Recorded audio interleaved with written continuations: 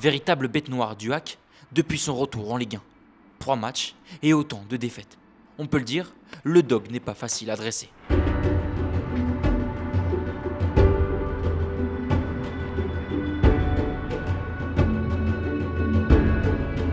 En progrès depuis quelques semaines, les Ciels et Marines le savent. Pour se maintenir, il faudra créer des exploits. Alors forcément, rapporter un résultat positif de Lille ferait partie d'un exploit.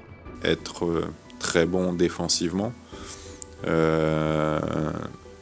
mais on reste dans une situation où il faut des points et c'est bien de prendre un point, c'est bien parce qu'on voit que sur ces matchs retour on fait mieux que ce qu'on avait fait sur les matchs allés, mais la situation fait que ce ne sera pas suffisant pour pouvoir se sauver, donc faut trouver le juste milieu. Oui, on risque d'avoir moins le ballon, mais pour autant, quand on l'aura, il faudra bien l'exploiter. On peut préparer des choses, heureusement, de toute façon, on a préparé des choses, bien évidemment, mais la capacité des grandes équipes et des grands joueurs, c'est aussi de s'adapter, donc ils proposeront autre chose. Si on reste sur des valeurs de solidarité, d'effort, de rigueur et d'abnégation, au moins ça nous donnera des certitudes pour avancer dans le match et rester dans le match.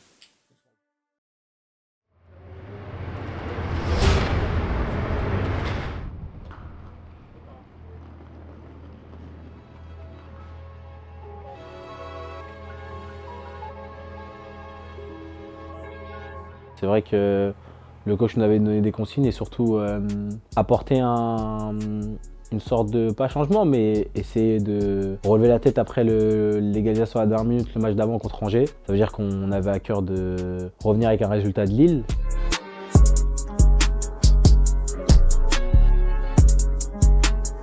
Franchement, ce match-là, on l'a beaucoup travaillé à la vidéo et à l'entraînement. On avait un plan de jeu qui était très bien défini pour chaque joueur. C'était de fermer l'axe du jeu, parce qu'on sait qu'ils aiment bien jouer fixé dans l'axe pour ensuite finir les actions.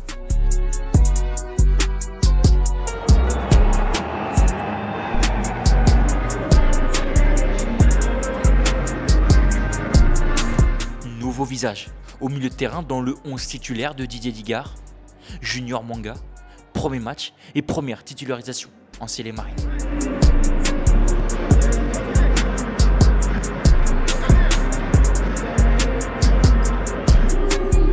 Dans le nord de la France, Ballo Touré, Joujou, Kouzaïev, Sanganté et Touré sont pas de la partie. L'infirmerie du HAC est plutôt bien chargée. Sûr, beaucoup de frustration due à la blessure parce que j'aurais bien aimé jouer à Lille.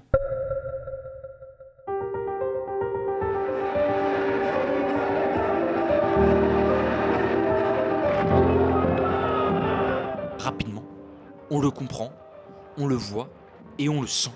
Les Ciels et Marines sont bien rentrés dans cette rencontre. Les intentions de jeu sont claires, jouer directement vers l'avant, dans le dos. On sait qu'on a des qualités fortes comme José pour la profondeur. Chaque joueur doit utiliser ses meilleures capacités.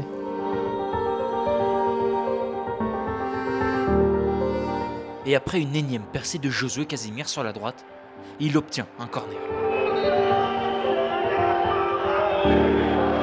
Allez, c'est parti, le ballon qui s'élève au deuxième poteau. Yacine Kishta remise ce ballon de la tête dans la surface de réparation. Et la but après Ahmed Hassan Kouka, 38e minute, le HAC ouvre le score par son attaquant égyptien, tout seul face à Lucas Chevalier et avec beaucoup de sang-froid. On sait qu'on a fait une bonne première période. Maintenant, ce qui est compliqué, c'est de reproduire ça en deuxième. C'est vrai. C'est sûr que ça peut paraître compliqué, surtout face à cette équipe. Mais il y a quelque chose dans cette équipe havraise qui ne s'explique pas. C'est un peu ça, le HAC cette année, c'est des hauts et des bas. Comment tu expliques qu'on arrive à switcher d'un HAC très conquérant à un HAC qui peut décevoir quelquefois?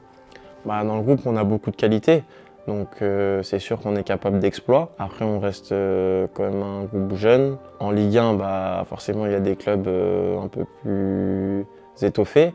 Mais comme on a beaucoup de qualités, on arrive à faire des exploits.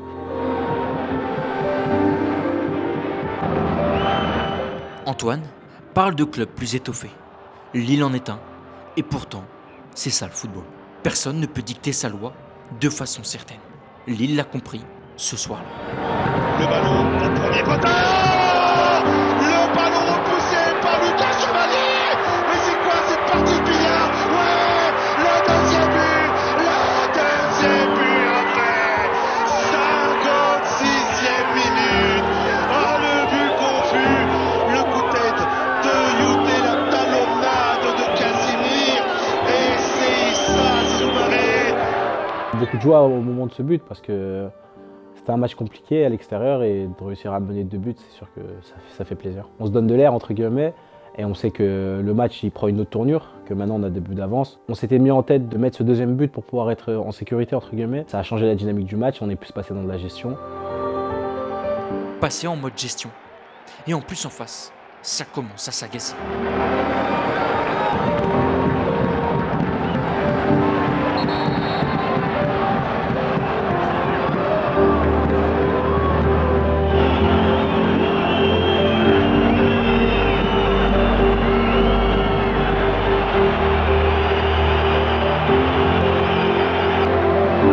Il y a des jours comme ça, où tout semble te réussir.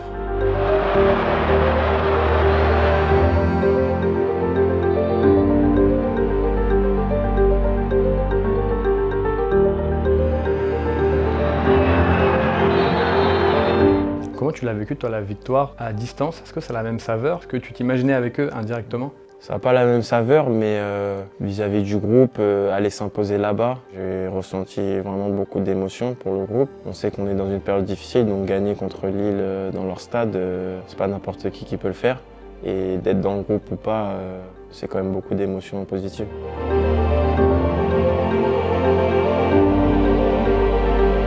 Score final. Le HAC s'impose 2-1. Une victoire très importante et 3 points qui font du bien. C'est ça les gars, donnez, on veut tout, qui fait aussi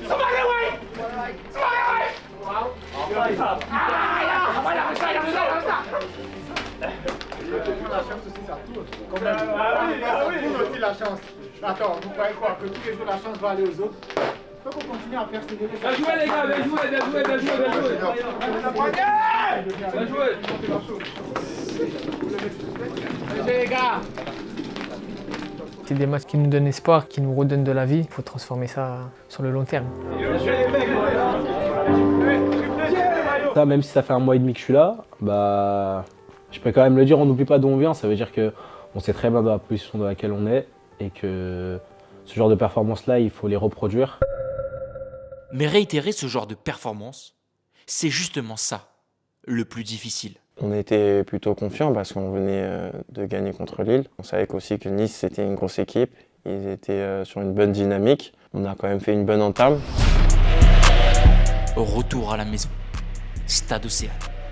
Nous accueillons le 3e de notre championnat, l'OGC Nice. Un autre gros match.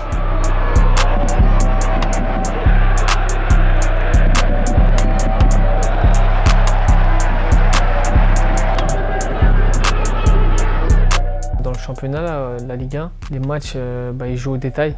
C'est les petits détails qui font la différence. Comme on peut voir à Nice, on a un petit coup de mou pendant 5 minutes, on prend des buts. Oui, un coup de mou qui fait mal. Mais là encore, les Ciels et Marines trouvent les ressources pour réduire le score. Yacine Keshtan, numéro 8 sur le dos, vient porter le score à 2-1. Un élan d'espoir est présent dans le stade. Sur le moment, déjà je l'attendais depuis longtemps.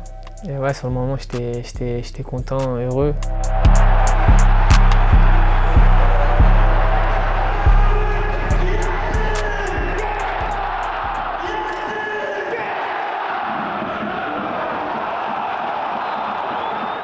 Il faudra sûrement être plus tueur pour gagner ce genre de match.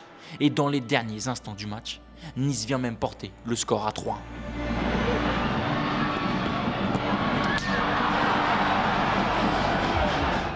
C'est quoi les ingrédients qu'il a manqué pour s'imposer face à Nice? Je pense que défensivement, on a quand même pris pas mal de buts, surtout sur les derniers matchs. On a réussi à marquer contre Nice, c'est pas rien. Mais à la maison, on doit faire mieux et on ne peut pas prendre autant de buts comme ça. Donc c'est plutôt de ce côté-là, je pense. Je pense qu'on a fait une bonne performance. Ils ont mieux géré les temps du match que nous et ils ont réussi à marquer à des moments importants. Ça veut dire que ils ont été en maîtrise pendant le match.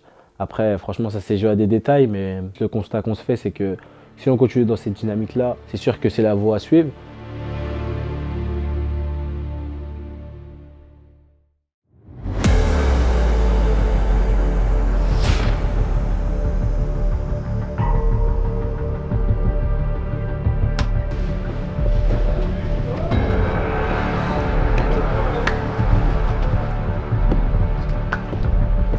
Et on enchaîne avec la réception de Toulouse.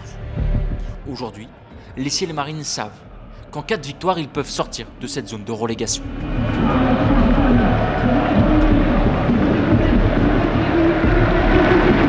Pour l'occasion, une légende est présente. Alexandre Bonnet vient donner le coup d'envoi fictif. Formé à Toulouse, il a écrit sa légende en Ciel et Marines.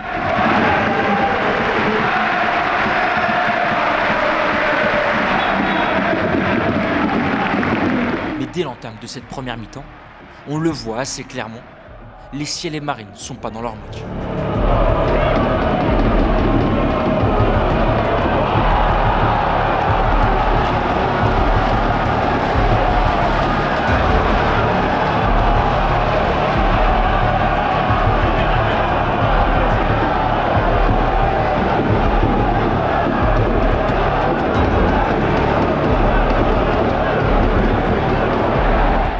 Sifflets qui descendent des tribunes.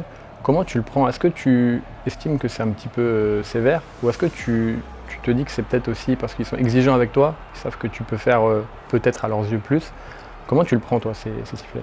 Non, ça fait partie du jeu. Je pense qu'en tant que footballeur, on doit être prêt à tout. Des jours où on va être acclamé et énormément supporté dans le positif et d'autres jours où ce sera beaucoup plus négatif. Ça fait partie du jeu, c'est mon rôle.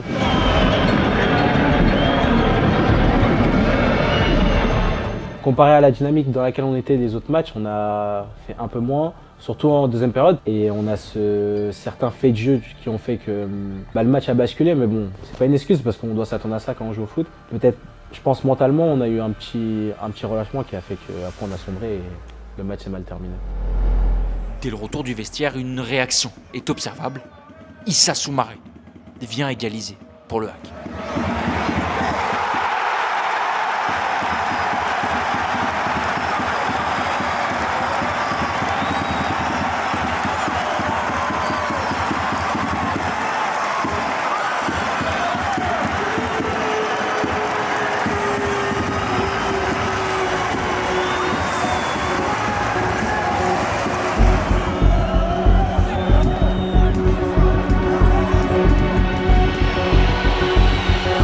Finalement, le scénario du match tourne le dos complètement au Ciel et Marines.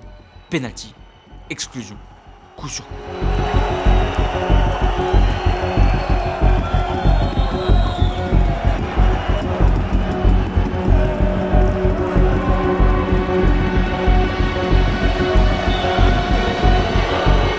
Une fin de match que certains vont décrire comme décevante va illustrer un succès net et précis des Violets. 4-1.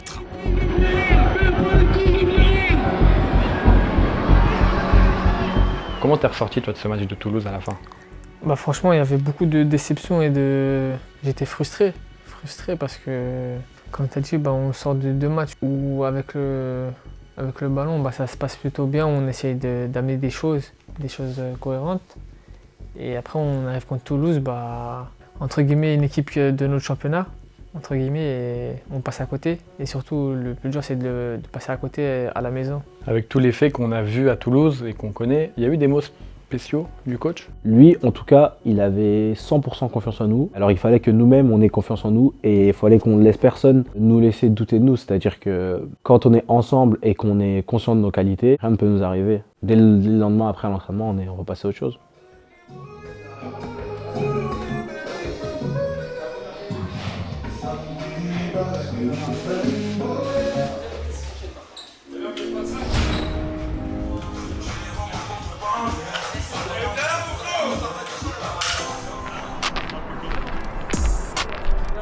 Quand on est 18e dans le pire des cas, 17e, 16e, c'est des places qui sont compliquées. Comment allait l'ambiance entre vous, à Saucans, la semaine? Franchement, on est un groupe très très soudé, hein. On sait où on va, on sait où on est. Et ouais, on est un groupe soudé, donc du coup ça va. Ça va quoi? La DA, c'est comment? Ouais. Même si des fois les résultats vont pas avec et il y a des moments plus durs que d'autres, on essaie de maintenir un certain mood positif pour le groupe. Et il y a comme ça que ça peut avancer, parce que c'est vrai que quand on est dans des places comme ça et qu'il y a des défaites et que les choses vont mal et ça tourne pas forcément dans le sens qu'on veut, bah on a tout de suite l'envie d'être négatif et de créer une certaine spirale négative, mais c'est mauvais pour le groupe. Et je pense que ce groupe-là vit très bien et ça nous permet de, à chaque match, en fait, faire un reset et recommencer à zéro.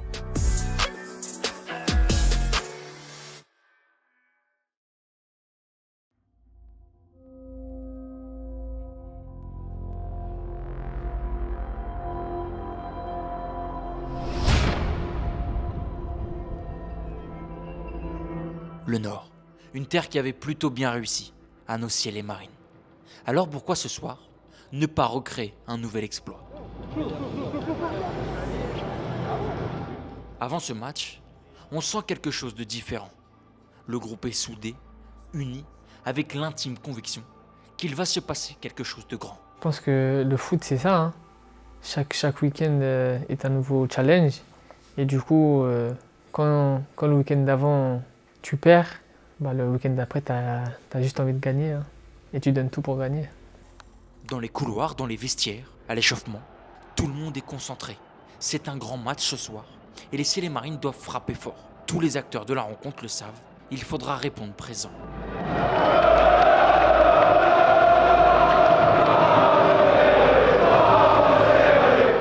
Pourtant, dans un stade Bollaert à guichet fermé, nos Ciels et Marines ne vont pas rentrer directement dans la rencontre.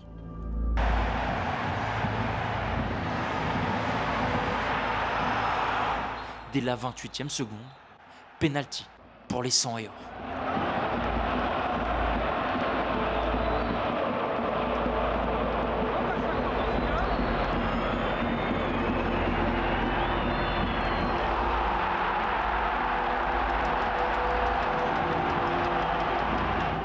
Au départ, on a l'impression limite que c'est irréel. Genre, le match a à peine commencé et boum, direct. Et ensuite, la seconde d'après, on bascule et on oublie. Ça fait partie du jeu et on repart de l'avant et il reste 90 minutes. Ça veut dire, c'est pas maintenant qu'il faut s'accabler sur son sort. Réagir, passer à autre chose et oublier, c'est ce que tous les Havrais se disent ce soir sur la pelouse. Pourtant, la réalité du terrain va montrer autre chose.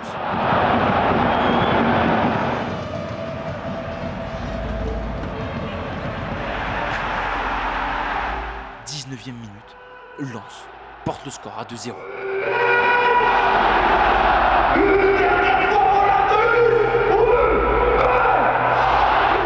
J'étais devant la télé, je regarde le match. J'étais en train de manger. Je regarde le match, je vois 2-0, je dis ah ouais, ça va être dur là, hein. Rappelez-vous, je vous ai dit que le Nord était une terre qui réussissait plutôt bien à nos Ciels et Marines. Alors Issa Soumaré et les siens ont refusé d'abandonner ce soir-là.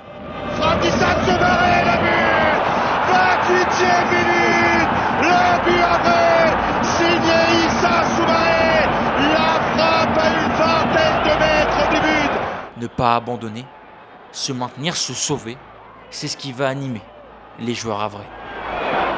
Allez, voilà qui va, je l'espère en tout cas, donner un coup de fouet à nos Havrais qui n'y étaient pas depuis le début du match. Tenter de centrer, il a réussi à centrer Issa Soumaré de la tête, Issa Soumaré encore, Ayou, et l'égalisation, 33e minute, l'égalisation d'André Ayou. Le Hack était KO debout et le Hack en l'espace de 5 minutes revient au score. 2 buts partout. 2 buts partout en quelques minutes, les Havrais ont retourné le match. C'est juste grandiose au stade Bollaert.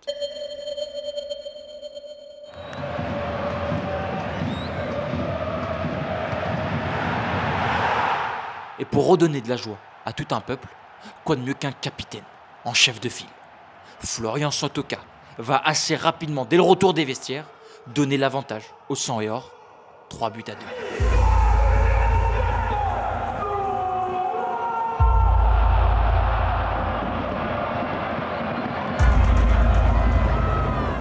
Mais comme évoqué depuis le début de ce match, nos Havrais sont intimement animés par quelque chose de grand. Ce soir, ils vont de nouveau réagir. Allez, le centre de André Ayew. Allez, ouais. L'égalisation à Brest. 62e minute. C'est Josué Casimir. Quelque chose de grand va s'écrire ce soir au Stade Bollaert. Un ballon en profondeur et Josué Casimir décide de faire un rush en solitaire. Avec Casimir la faute. Oh, Casimir. Finalement, quelques secondes plus tard, le jeu est arrêté, l'arbitre est bel et bien appelé par la VAR. Que dit-il? Il dit penalty. Il dit penalty pour le 1. Autant vous dire que pour marquer ce penalty à la 90e, il faut avoir du cran. La direction sportive est allée chercher cet hiver un buteur de grande classe, un buteur qui a déjà joué la Ligue des Champions et de grandes rencontres européennes. Alors, du cran, lui, il en a. Il s'avance avec, ouais. Le Havre prend l'avantage. Ahmed Hassan Kouka, 4 buts à 3. Mais jusqu'à la fin, jusqu'au coup de sifflet final, les Ciels et Marines vont serrer les dents. Antoine Joujou, 95e minute de jeu et ce retour défensif qui va sûrement sauver les siens.